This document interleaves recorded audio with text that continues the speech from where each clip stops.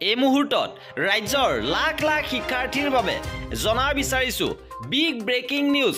এবাৰ মেট্ৰিক উত্তীৰ্ণ লাখ লাখ শিক্ষাৰ্থীৰ বাবে আহিছে ভাল খবৰ।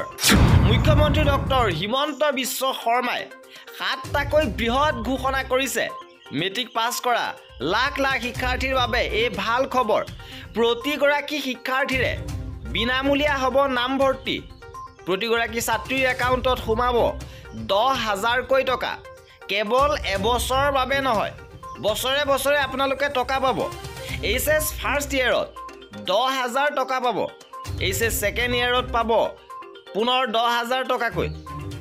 ডিগ্ৰী ফাৰ্ষ্ট ইয়েৰত 12,500 টকাকৈ পাব।